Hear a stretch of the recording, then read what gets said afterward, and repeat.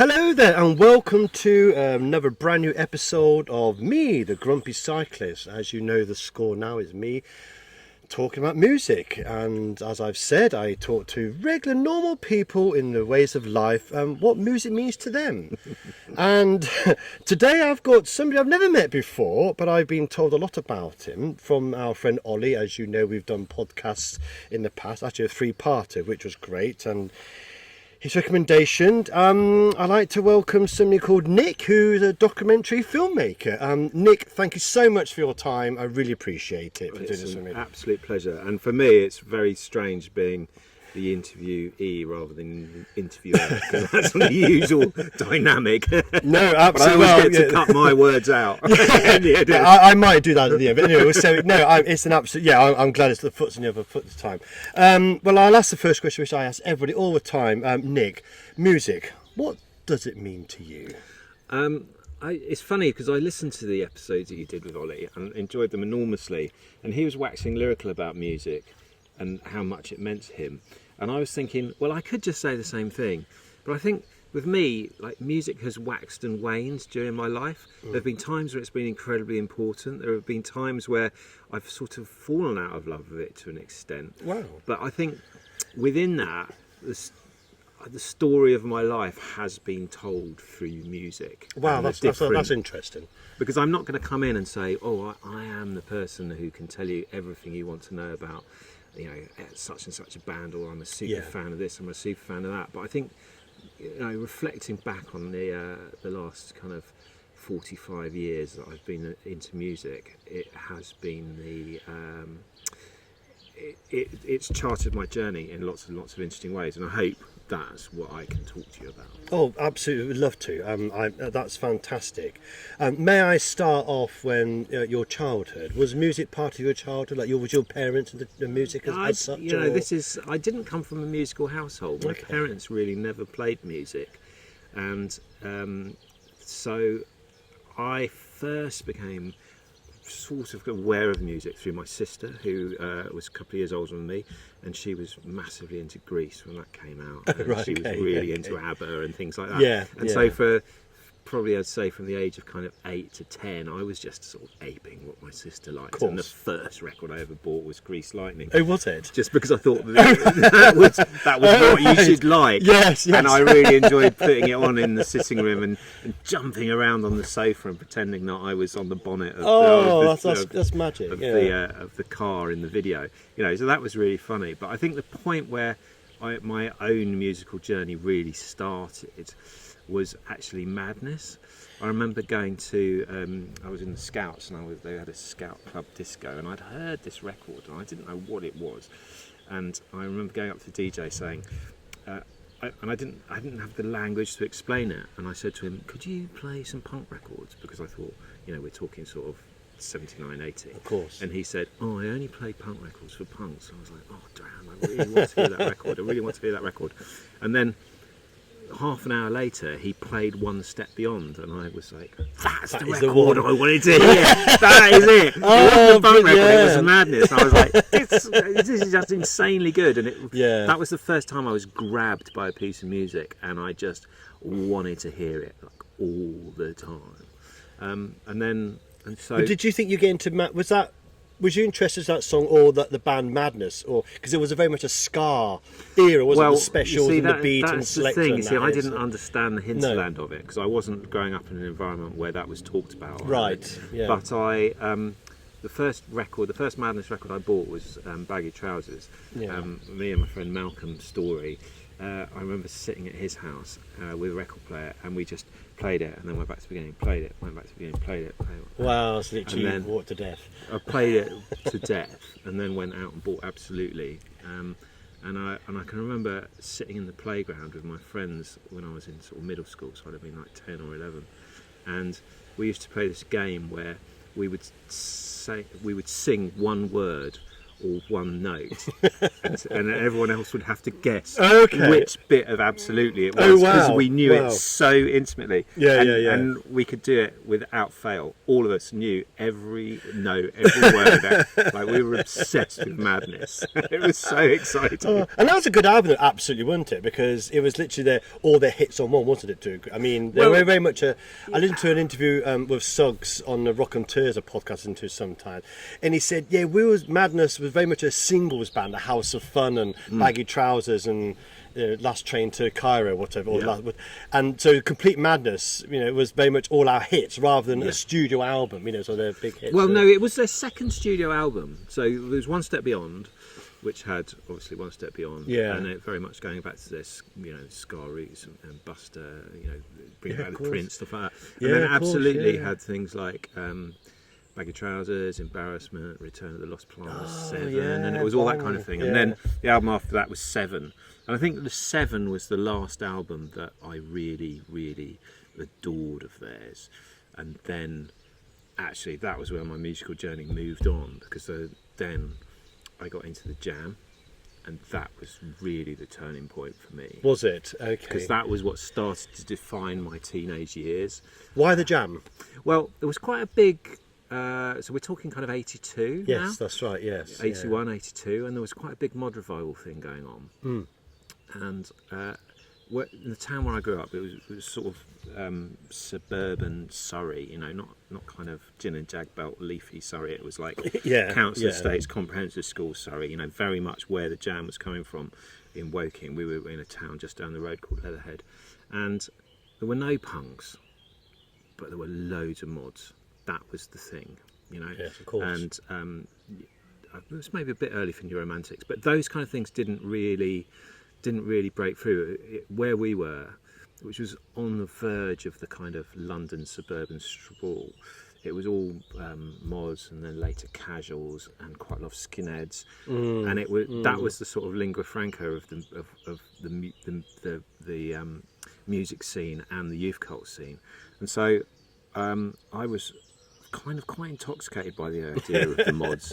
I loved the kind of nostalgia of looking back to the 60s. I was really, I wished that I'd been there in kind of Brighton and Margate in 1963. Of course, yes. The Vespers and all that. That type of thing. I just thought it was amazing, and I just felt like I loved Madness, but there was a depth to the Jam's music that wasn't there. Was that the lyrics?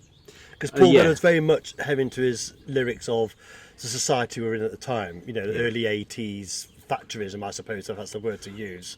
I don't think I kind of consciously thought it at the time, but I've thought it since.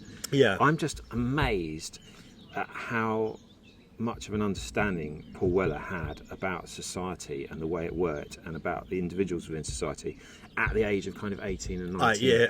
Remarkable, really. I agree with you. I really do. Yes, you think. I think forget he was only young then. He was so young. Even now he's blasting around now, but he was still a baby then, really. And you listen to a record like Eton Rifles. Yes. It's almost. It's a great pop song, but it's almost the most intelligent thing anybody has written about the class system in Britain. And it wasn't coming from a place of envy or anger, and it was a kind of an acceptance that the upper classes always won, and that was just the way it was. And to have that kind of prescience, I think I maybe didn't consciously realise it, but I understood that there was something really, really profound about what Paul Weller was doing. But also he was speaking to people like me. He was from a town 10 miles away. When he was talking about Saturday's kids, working Tesco's and Woolworths, I understood that.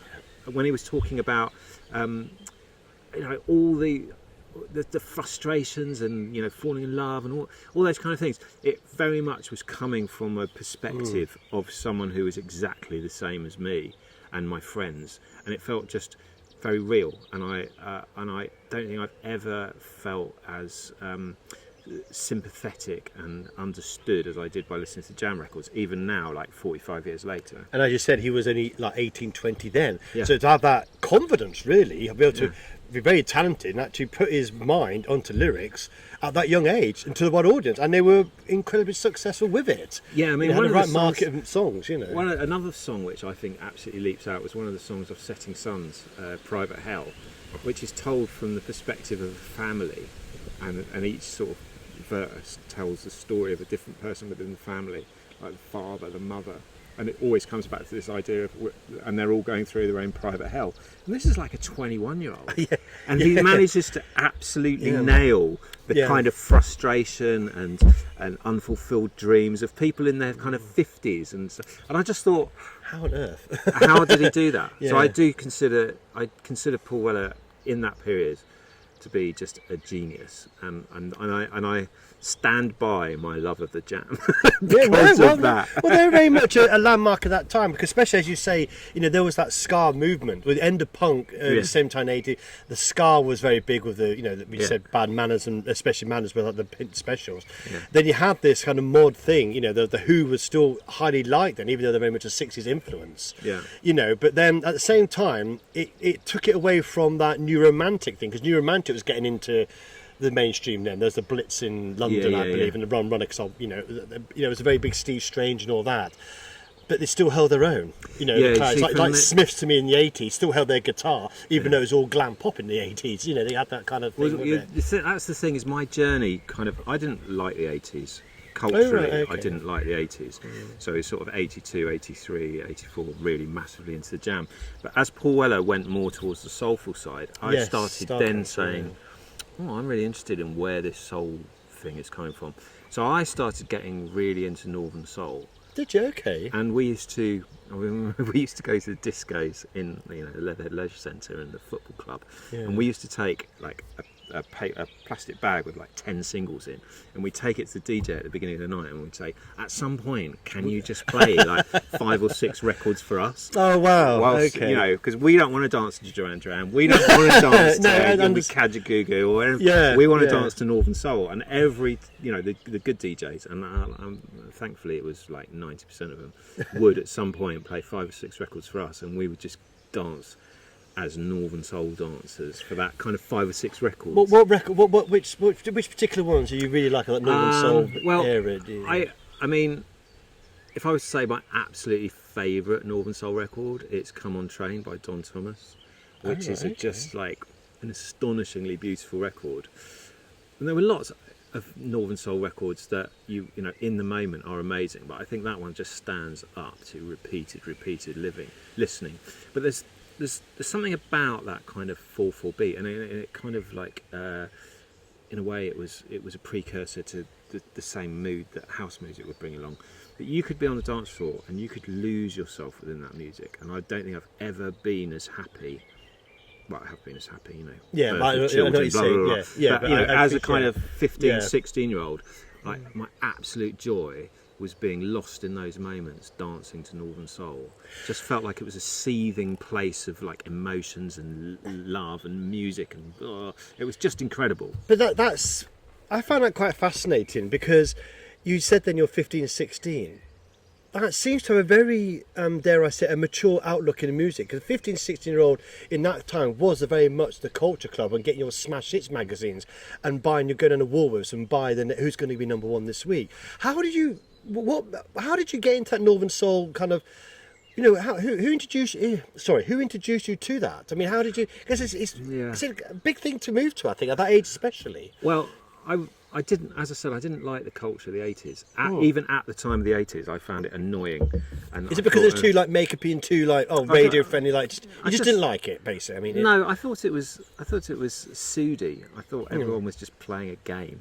There didn't seem to be any sort of integrity to it. It felt plastic. Yeah, and it annoyed me. But there was something about harking back. Obviously, it's not a very big leap to go from the Jam and what Paul Weller was doing. Yes, of course, and talking, and especially when he got into the latter part of the Jam, the Gift, and then going into the Style Council. It was just completely different type of music, wasn't it? Yeah, very soulful. You're the best It was bringing in sort of horns and jams to start with, incredible tight 3-piece. Yeah, that's right. Yeah. By the end of the Jam, it's almost like Bruce Foxton and Rick Butler had become irrelevant. I can see why Paul Weller broke them up. I totally agree with you. They didn't fit in. There was no need for them to be there, because what he wanted was to bring in kind of Junior Walker. He wanted to bring in a great horn section. He wanted to bring in a great organist. Yeah, and so for me, it was like that leap there to then Motown, obviously.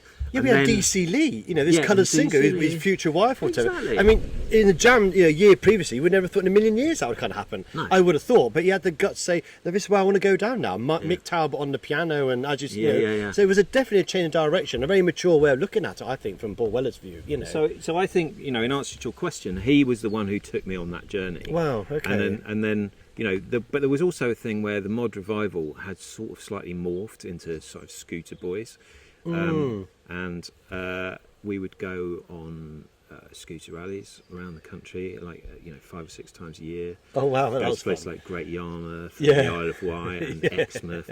And when you were there, you would have these all-nighters, Northern Soul all-nighters. So it was really taking the spirit of clubs like the Twisted Wheel and Wigan Casino, and then just replicating that all around the country.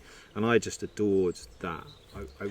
For a few years, I really That must have been loved the magic time. I even now I can think how, especially at the age you were then as well, that must have been so exciting into that type of music, doing what you want to do. This is my life. I love this. I'm loving the whole. Rather than get away from the radio on top of the pop scene, this is me. This is where my happy place. That's the word to use. Yeah, so, it's sort of 1984, 1985, and on a Yeah. Friday night, we'd finish school or work or whatever, and then we'd jump on our scooters and then we'd ride and end up in this weird town and put your tent up and then go into this all-nighter and dance to Northern Soul all night, and then Saturday, you spend the day in the pub trying to get served because you're underage, and then dancing an all-nighter Yeah, again, of and then come course, home on of Sunday course. and just think, I've just had a weekend that you people wouldn't believe. Yeah, I can quite, but no, I think that's magic. That's magic. I mean, it really is. So you're at that stage now where mid to late teens. I'm guessing because obviously I know you're moving to job and life. So was music? Did you kind of move on with the music then, or was I'm going to put in the back burner a bit, or was it always there in your life? If you know what I mean? Absolutely, it was the opposite. Oh actually. wow, okay. So the Northern Soul scene, I started to get disillusioned. Actually, it was the scootering scene I became disillusioned with, because I remember specifically one weekend. It was down in Exmouth. We went it was the second time we'd been to a scooter rally down there. And I was loving the music and I was loving everything about it. And I was in a pub on a Saturday afternoon, and there were all these sort of scooter boys there, and they all started doing Nazi salutes and chanting Adolf Hitler's name. Okay. And I suddenly was like, yeah. and it was at a time Yeah. when there was politics had entered scootering, and it was horrible right-wing politics, and I was like, I don't want to do this anymore. Yeah. And I pretty much sold my scooter and went, I don't want to be involved in that, because I had become quite political. That's the other thing, is Paul Weller had sort of politicised me. Didn't he just? In a left-wing way. He And did, yeah. And I couldn't understand why I was hanging out with people who, at these all-nighters, who were listening to the most amazing black music, and then having swastikas on their arms. Yeah, You're a very hypocritical kind of vibe, really, isn't it? yeah. I And get that. Desmond Decker played one night, and some skinheads got up on stage and started punching him, and I just thought, I don't want to do this. Anyway, so Yeah. I sort of made quite a conscious decoupling with that scene, but then still loved that kind of soul thing. And at the time, it was Rare Groove was kicking off, and I loved all that kind of Maceo and the Max and all those kind of, we used to go to clubs and dance to Rare Groove, and just be awed by the jazz dancers. And then by now we're kind of into 88, and my best friend at the time, he's still my best friend, but he said there was this article in The Face, and there's about this thing that's going on in Ibiza, and it's called Acid House. Oh and the right, Balearic yes, scene. of course it was. Yes, 80, So we Yeah, were the at Smiling, university, and we decided we got an Interrail pass, and then we just went straight down to Ibiza, and we spent 3 weeks in Ibiza. Did you sleep at all in 3 weeks? Probably And not. And it was just like, oh my god, house music. Yes, it was. Yes, But it felt like we were at the start of something really interesting that was happening.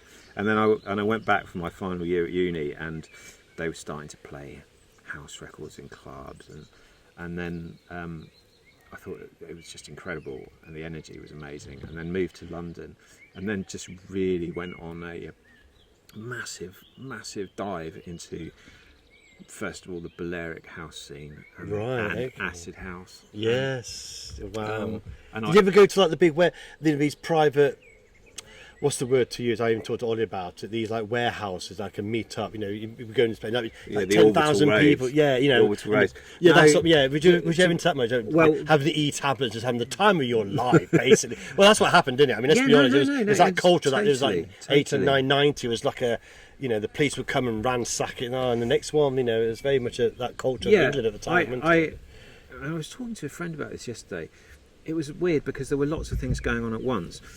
I would say the scene that we got into really grew out of. I didn't go to Shoom, but it very much grew out of the Balearic side of things, Shoom, and the Boyzone crew. And it was, Andy Weatherall, Terry Farley, Rocky and Diesel. So these kind of DJs. So we weren't going to the big orbital raves, like sort of Spectrum and Energy and things like that. Yeah, but we were going okay. to these parties that were a bit more, they felt like, even at the time, it was kind of like, this is a sort of rarefied version of it. And obviously at that time, Andy Weatherall then became friends with Primal Scream, and he produced Screamadelica, which Wow, for my classic, money yeah. is where music and culture changed Britain.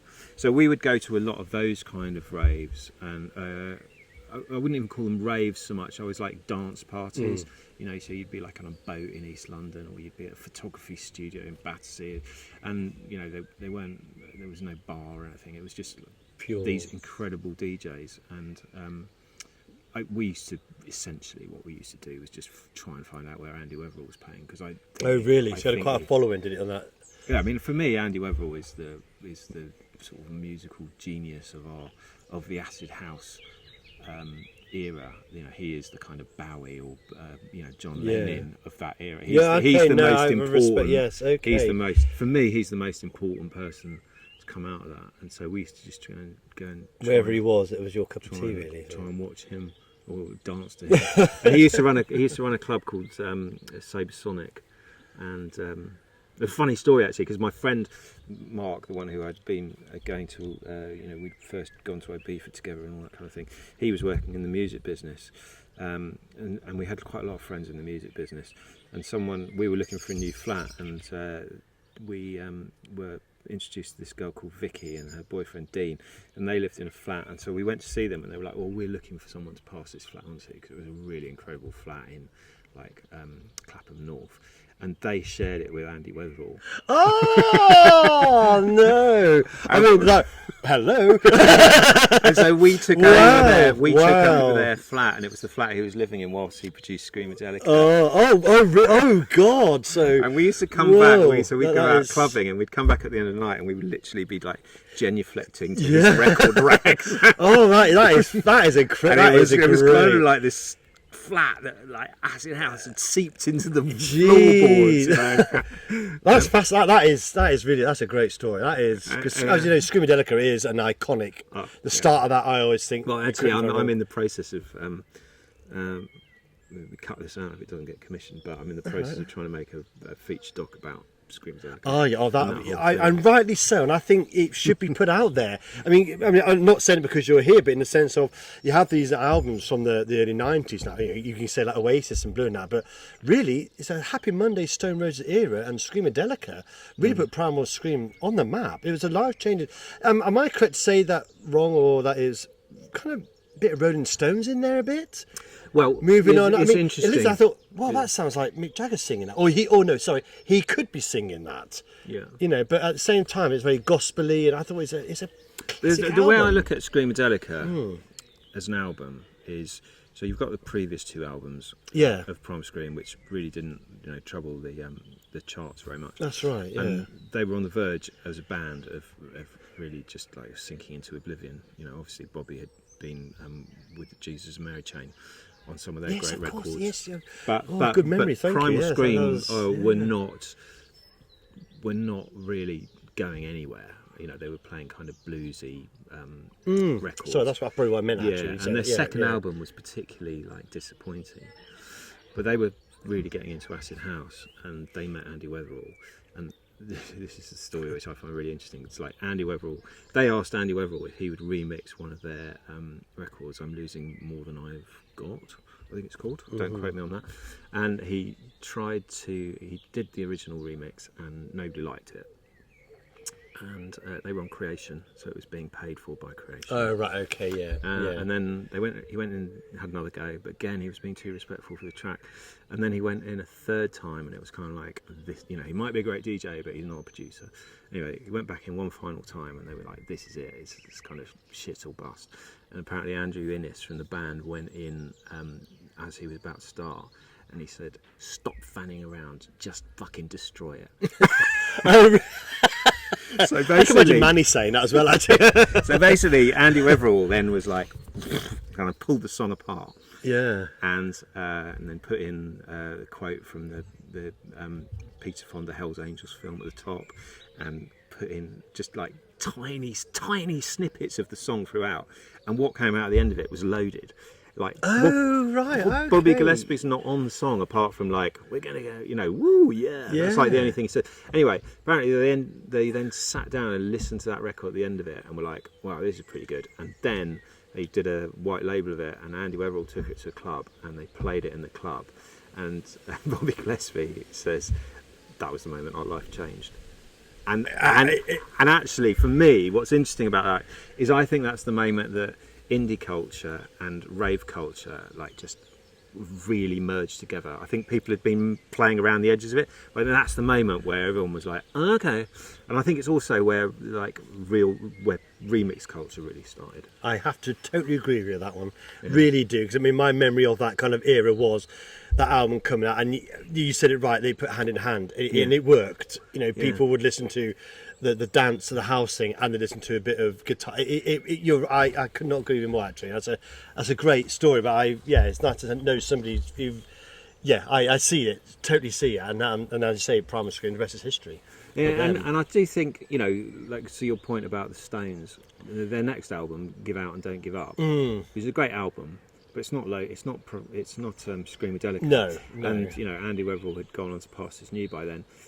You know, he had established Primal Scream as a really interesting band, and it gave them the space to do things like Give Out and Don't Give Up, which is, for me, is them doing a Rolling Stones album, which is great. Yeah. But it's not as good as Screamadelica. No. And then later, you know, they did things like Exterminator. That's right, yes. So, you know, which are great albums. But again, I don't think they ever quite reached that point again. But I think that's because Primal Scream was a unique collaboration between indie rock and acid house, and it brought the best things of both. And for me, that's what makes it such an interesting inflection point in our musical history. Yeah, and I suppose you got, and the subsequent albums after that, they've already done that bit. It was always they're holding to a hardcore fan base. You know, I mean, they still like release albums now and tour now, but they're never going to get to that creative peak again. But they'll always have die-hard fans. You have die-hard Happy Monday fans for crying out loud now. You know, and even Oasis fans, dare I say, and they've been. I mean, that's a different story. But I mean, but that was, to me, I mean, my memory of the early '90s was very much the acid house. It was quite. I mean, like Bomb the Bass. I think that was even the roots of it coming through, and this is the commercial side, but not the underground part. And then the guitars come in, and I always felt then, I don't know what you feel about it. Then the Stone Roses were trying to get into that dancey thing and bring it on to the Manchester Society, if you know what I mean. And then the Charlatans came. But as we know, there was that little indie, and then it moved on to, you know, then the Sways, the Charlotte, the Oasis, and then it moves on there. So, was you a fan of that kind of the indie kind of movement then, to a degree? Or the other thing which I think is really interesting about Screamadelica is it came out on the same day as Nevermind. Oh wow! I didn't know that. I think it was the 21st of September, 1991.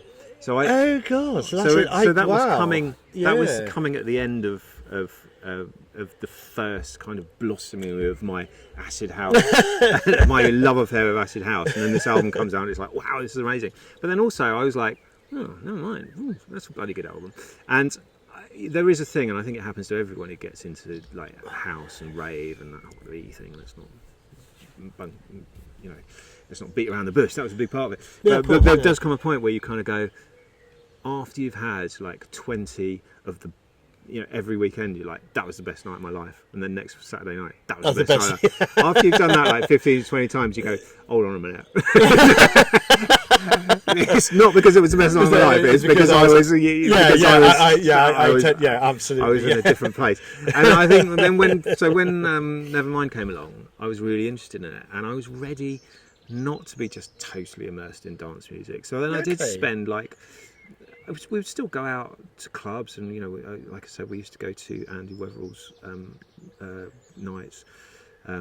He used to run these club nights called Sabre Sonic, which I absolutely adored, just under the arches in London Bridge, and listening to the most industrial techno music whilst they were projecting pictures of Eastern Bloc soldiers marching and people in gaslight. And it was like a descent into hell. It was like as far from the kind of peace and love and arms in the air as you could possibly imagine, but really, really interesting. Anyway, so I was still going and doing those kind of things, which I adored, and they were really funny, and it was part of my life. But I also then really got into that sort of, I really loved I loved Nirvana. I loved Dinosaur Jr. I loved Sugar. It was like all of those kind of bands that were going on in America.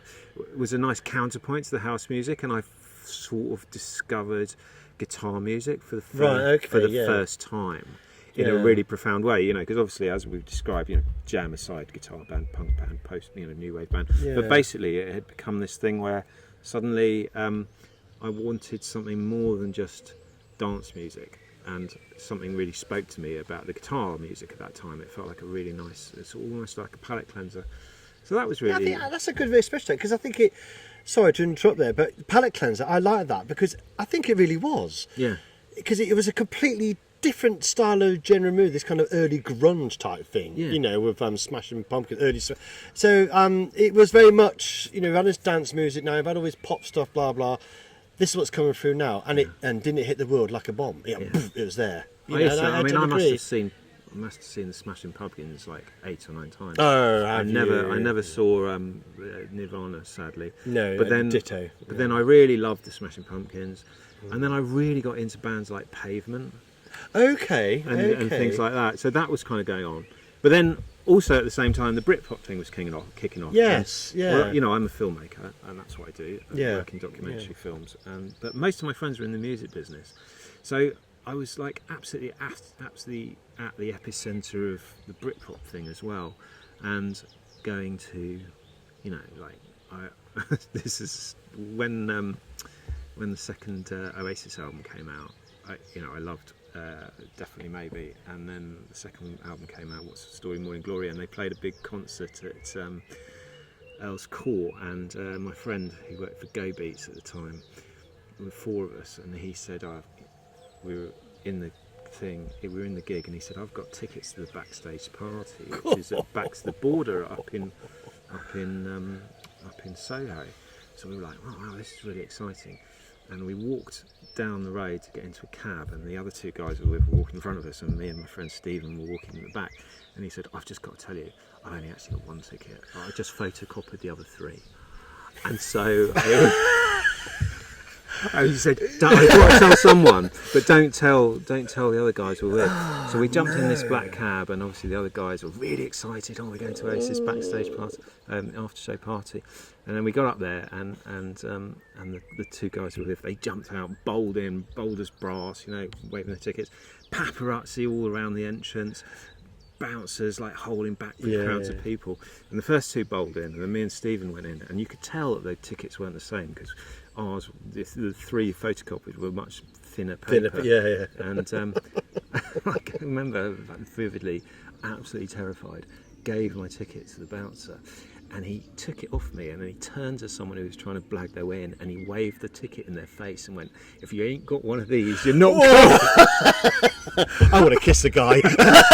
And I was standing there thinking, you are going to notice that this is not a proper ticket. Anyway, we walked down the stairs, and me and Stephen just burst out laughing, and the other 2 were like, why are you laughing? And we're like, you never believe 3 of those were fakes. Jesus. And then we walked up to the bar, and I was like, does everyone want a drink? Let's get 4 beers. And I said, what beers you got? And they went, well, we've got this, we got this, we got this. And we got Red Stripe, which is free all night. Oh, and you're like, happy days. This is good. And then and then suddenly you've got like U2 walking past, and Robbie Williams, and Oasis, and just like the royalty of pop music at the time. And it felt like the most perfect night ever. It was like, that's a great Britpop night. Absolutely. Oh, no, I'm not jealous at all.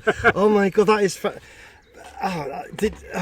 Yeah, that it is so, isn't it? You treasure. But do you realise at the time what you were doing? Or did you look back now thinking, God, I was actually there. I've actually seen it. Yeah, they're only human. I mean, it's funny how we look at musicians like they're the gods and that, but they're only human. We're only human. As we get older, I realise that. But at the same time, if somebody said, "Do you want a ticket to go to see, part of U2?" I'd be like, "Oh, sorry, wife, but here's a wedding ring. I'm off." Well, what a moment of Britpop. It was funny, and actually Stephen, the same guy, he worked for Go Beat and now runs a record label called Moshi Moshi.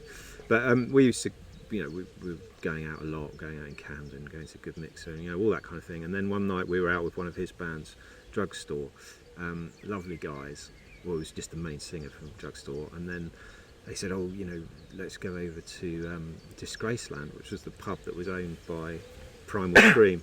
So we went over there, and we were sort of let into the sort of VIP area, and there was kind of Primal Scream and Oasis and Kate Moss, and it was like, this is what's going on. It was just kicking off in a Britpop style, and I went up to the bar and I was trying to sort of push my way into the bar, and Noel Gallagher was standing next to me, and he just went, "All right, mate," and I was like, "Oh, hello," and he was super friendly. He was just started chatting, saying, "Oh, what do you do? What's brought you here? Who do you know?" And just such a nice guy. And then it was very packed, and he leant over the bar and just kind of clicked his finger, and the bar person came running over, and he goes, "Oh, that's the joy of having a bit of success." And so we stood there for like 10 minutes having a chat, and he was honestly the nicest bloke. And then Liam came over Oh no. with a couple of the others, maybe it was Bonehead or something like that, and immediately the mood changed, and Liam was just an arsehole. And I extracted myself from the circle, because I was the vibe had just changed. But during that moment, I told him the story about breaking into the backstage, the after show party, and he was like, "Oh, good for you. That's exactly what we wanted." And the kid is best.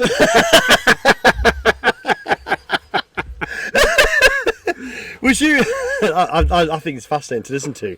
Was you? Did you like the Britpop? I mean, did you generally like Oasis music, or the Blurs, or the Suedes, or Elastica? Which is a really funny thing, it's a funny, isn't it? that era. I look back on it, and I was really, really into the energy that Oasis were bringing with their first two albums. I mean, I think immediately the third album came out, I immediately went, "Oh, this is just not as good, and it's gone, and it's become something." Yeah, but the first two albums, there was an extraordinary energy. I mean, I think definitely maybe there's some songs on that like "Live Forever" and "Rock and Roll Star" and "Cigarettes, Alcohol," which are just like the timeless classics, really, aren't they? Yeah, was it "Cigarettes, Alcohol"? Yeah, it was.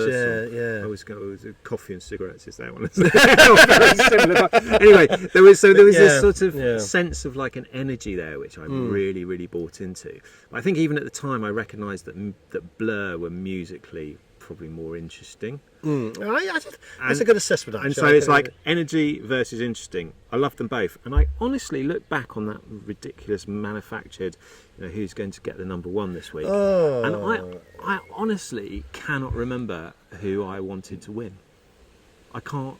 For me, it was like unimportant, because it doesn't really matter. It just feels so manufactured. It was so interesting at that time, because I remember vividly, it was on the BBC at 6 o'clock news. It was on the flipping news. Of all the stuff going around the world, whether like politics or whatever, it was one of the headliners, right, tonight headliners. I'm thinking, hold it, wait a minute, how big is this kind of commercial thing with Blur and Oasis? People say there's the Stones and the Beatles. It's like, and I think I was now thinking, get a grip, grow up, come on, I mean, it was just a bit of, okay, Blur got the number one. Who cares? Oasis outsold them by the bucket load, as we know afterwards. But then I would say, conversely, what Blur did post that was some of their best work, and the albums which came after. Modern Life is Rubbish, I thought, was a great album. Yeah, but it's like post. Like, so I thought what was the one that Park Life and Boys and Girls were on? Yeah, it was Park Life, the album. And so then he had the next album, The Great Escape, which I thought was a bit meh. But then you started getting onto albums like 13 and Blur the album. That was a great album. And those albums are so much better than anything musically that Oasis have have managed to do in terms of making something original. I mean, they made all of us feel really good, and they were, you know, they're the world's greatest ever Beatles tribute band. Yeah, and that's true. I'm glad you said that, because I deep down in my heart, much as I do like Oasis, I do like their albums. Yeah. Yes, the first two are iconic. Be Here Now is like an overdue 70 minutes of nonsense, really. Yeah, I mean, nonsense. no guy says, I can't remember what I was doing. I was so much on cocaine or whatever. Yeah. You know, the you know, flamboyance, and then he kind of did it, you know, what the other ones afterwards, and they were good, the good tracks and that. But I always do find that the Blur ones, they just, to me, they got better and better. Yeah. They really kind of put it out there, up to and including their last original albums released 2 years ago it was. I thought, hey, you still got it. Yeah. You know, I mean, I can't see Blur doing an album that's going to be as of, who knows? Yeah. You know, it's, I mean, I'm on a sort of there's a DJ collective that I'm part of. Not that I'm a good DJ or anything, I won't hasten to add, but they're really good friends. And there's a very active WhatsApp group, and I remember I posted, it said, Oasis say there will be no new music recorded as part of their new tour. I remember writing on the chat group, to the massive relief of everyone who's bought a ticket. which that is true, because imagine you spent this, you know, dynamic price, say £400, you're going to go, and they'll play, you know, one or two in the Sunday, thinking, what the fuck are you playing here? You know, we don't. Here's don't something wanna hear we've just that. made. Yeah, no, we're not interested. We want to hear 20,000 people go to the loo. Yeah, it's true, isn't it? That's what, and I think, I mean, you know, go to the Oasis bit. I find that with this concert, and then somebody said to me not long ago, why do they think they're doing it for? When they've got the reasons why they do it. Everyone can speculate. Yeah, obviously, financially, it's, you know, but. And I think it was Alanis, or is it Alanis? Noel's daughter kind of said, you know, we don't know. We all hearsay. You know, you should go out there, because tour again, not because of the people who like your music in the day, like the likes of us, you know, we're like getting older, but the younger generation, like my children are 19, 20 now, they want to hear it as well. It's just as raw, fresh to them. And then I thought, that's a good shout to do, you know, so they've done it. But would I be really comfortable seeing them this summer, really, knowing that it's more of a, they're getting it for the money? They did fantastic classic songs, totally, and which they did, you know, we'll know them forever, but I'm very hit and miss about it. You know, I suppose the answer to the question is I don't really know if I would see him. I did see him, you know, once in 2009, literally a couple months before they split up, and I thought, I've seen them. And they were good. You know, who can stand there? There's Parker, you know, 2 hours to sit there and have more charisma than the likes of, I don't know, Peter Daltrey, you know, Roger Daltrey or whatever. But I just don't know. I wonder if it's, you know, I'm glad they haven't got no new music, because people buy it for the sake of buying it rather than thinking this is going to be another, you know, Morning Story Part 2 or even a Master Plan, which I still think is their probably third best album. Yeah. You know, I don't know. I don't know what your views are on that kind of Oasis. It's a bit of a sort of tangent, but hopefully an interesting one. We're sitting here on a gorgeous sunny afternoon. It's a Sunday afternoon, and on Friday night, I went with my wife and Ollie and Tiger. We went to see Robbie Williams in Bath. Did you? And I'm not a Robbie Williams fan, but a friend of ours was promoting it, and he offered us some guest lists. So I was like, well, it will just be a really interesting spectacle. And I went to see Robbie Williams, and what was so gorgeous about it, and I'm not in any way cynical about it, I thought it was one of the best gigs I've seen in years, was that he is on stage and he's saying to his audience, I need you and you need me. We've grown up together. We've been through a lot together. You and I, we're all now in our 50s, your mums and your grandmothers, but we make each other feel good. We're not cool anymore. We're not posing, but we've been through a lot together and we love each other. And it felt like I completely understood what Robbie was giving to his audience, and there felt like an enormous mutual respect there, which was so beautiful. And I would contrast that with what Oasis is doing now, which feels quite cynical. But it felt like for Robbie, yes, okay, you know, he's making a lot of money out of it, but actually he was making a lot of people genuinely happy because they've been on a life journey with him, from Take That through his, you know, his early solo stuff, through his, you know, drugs, hell, depression, and his breakdowns. That's right, yeah. And in a way, he kind of mirrors their lives, and I thought it was a really sort of quite beautiful thing. And I respected Robbie Williams so much after that gig, like to an extent that I find it difficult to respect Oasis, because I just think they're doing it for the money. That to me is so nice to hear. And the reason why I like hearing that, because myself and my wife have seen Rob Williams several times, did the famous Nedworth ones, Milton Keynes, and at the Cardiff Stadium several years ago. Can't fault him as an entertainer. I don't care what anybody says. You go there, you get 2.5 hours. As he said at Nedworth, I've got you in the palm of my hands, and he did. Yeah. We was obsessed by him. He's incredibly fantastic. But every show he's been to, he's quite honest about it. He's nervous as shit when he goes on there. Yeah. He's absolutely petrified. Even though he's got 15,000 people at Bath, maybe what it was, or then to 120,000 at Nedworth. He's absolutely, when he hears behind the scenes, absolutely crap himself. Doesn't show it. No. And so for him to come across, which I really quite jealous you went, because we'd like to have gone to see him in this tour. Especially the critics have said it's absolutely brilliant. Yes, really. And I've seen his set list, thinking you've got it. You hit the right songs at the right time. Yeah. Bit of take that and bit of this. You've got to add, and it comes back to what you said, that we've been this journey, and I got a bit of goosebump when you said that, thinking at least he's honest about it. So I'm not here to make a brand new fan base. People like me, and my children might like him now, but we have been through this. We remember him in 1997 when Angels come out, and and he's drove Glastonbury with the Oasis, the Gallagher twins or whatever they are, and so I really, even you saying that to me, think, you're so mature. You realise what you've done. You've made your money. You can still sell out stadiums even now, and your records will still sell healthily across Europe and around the world. Well, maybe not so America, but I that's so refreshing to hear, and I'm really glad you liked it, because it's the first time you've seen him. Yes. Yeah, I think it's fantastic. Well, I may have seen him at Glastonbury back in the day when he was. I think he came on stage with Oasis one time. I watched him at Glastonbury. Oh yeah, Ollie said about this. Those kind of things. Yeah. But no, I've never been to see his solo. And he's got an entertainer, isn't he? You can't knock his. I mean, he's got it. I think he's got it just right. And he's our age. Yeah. To do that. I mean, I couldn't even walk up there. So that. But no, I totally respect that. Yeah, I do. I respect your. It's interesting to hear that for someone who's never seen before, and to actually say, at least you're honest about yourself. Yeah. And we have grown up together. We have his past 30 years. Yeah. All this Robert Williams stuff. And he's there. And good luck to him. Yeah. So with the Oasis, I totally agree. It's like, we'll get $30 million quid out of this. Why not? So I kind of hope it's not like that. But I can't help but feel deep down it's going to be. They'll finish up right. See you next time. No, they won't, because you two will have fallen out by then. I mean, there are other people like.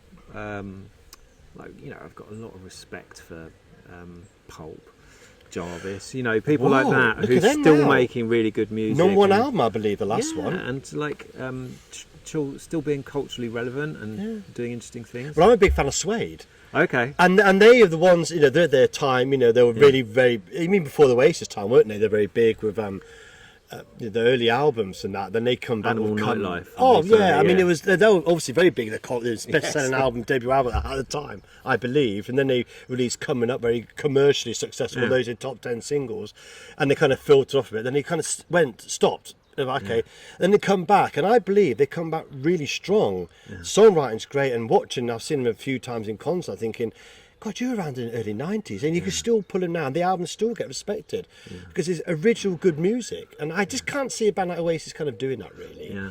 That's only my personal view to it. I mean, I feel like we've kind of dumping on Oasis, which is unfair. No, but what I'm saying is, I think they were a moment in time, and they did something. But for me, with Pulp and Jarvis Cocker.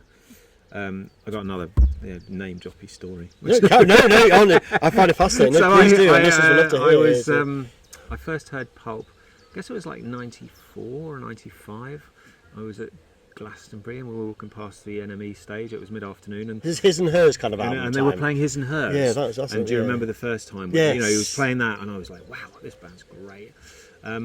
So I went back and bought the album, and then a year or so, it might have been the next year or the year after, I was in the backstage area. I was going with my friend Stephen, and we were sitting out on some grass by the bar, and Keith Allen pulled up in a Range Rover, and he opened the back of the Range Rover and he pulled out some speakers.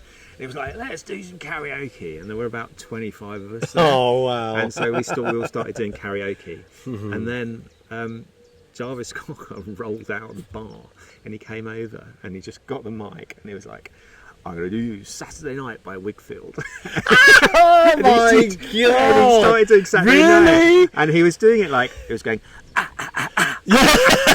He was doing all the he's gonna angular dance. dance. And it started off with 25 of us. And by the end, there was like 200 people all around. Oh, wow. That And it moment was you got your... absolutely amazing. It was just like Yes. so exciting. And then, funnily enough, a few years brilliant, later, actually. my very good friend of mine, John Best, it was his 50th birthday party. We went down to Devon and had a house party, and he had looked after the press for Jarvis and Pulp and was very good friends. So he invited Jarvis along, and he came down, and it was a sit-down dinner, and he was like, I'm going to put you next to Jarvis because I know that you can handle it. So I had dinner with Jarvis. Wow. And told him about that, and he was really embarrassed that he'd done it. I thought this was going to be this great story that I told him. Going, oh, I remember that. Wasn't that a laugh? And he was like, oh, How much was I smoking that night? But then that night went on to be one of those perfect nights where we went into the sitting room after dinner, and he was on his hands and knees with a little record player DJing with like 7 inches and 12 inches, and we were all dancing around. It was like, is this the best house party ever? By an iconic kind of, it's... The thing about Pulp Fiction, oh, damn believe I said that. The thing about Pulp, they've been around for years, like 83 I think they were formed or something like that. Yeah, I mean, and it was a fascinating, they kind of built up to this, and to even, and what I'm saying is even, so that's 83, we're now 2025, this had #1 album, and they're selling out arenas, and I've heard them, I haven't heard the album, I've only heard Spike Island, and a couple others, and I think, God, they're still good.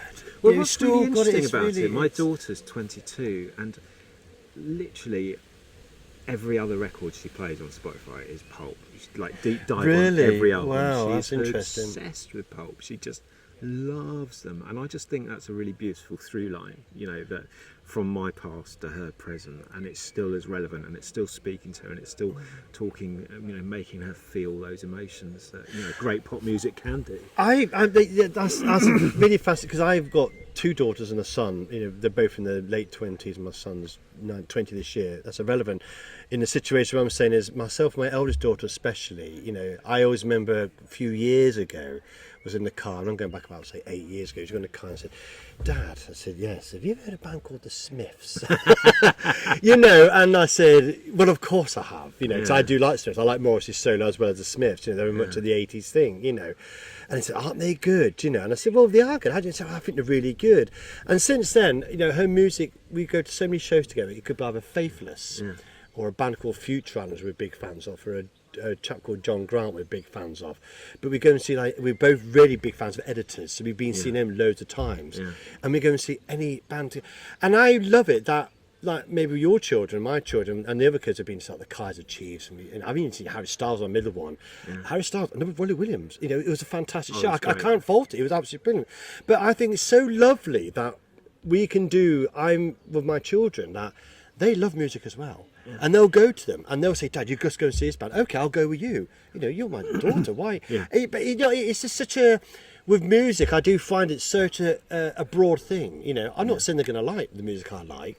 And some of her, is it Fred again or something? I'm thinking, what the? I can't. I've tried. I've listened. I can't do it. But but at the same time, I get a lot of pleasure going to a concert which who I like, and my children there, and thinking this is great.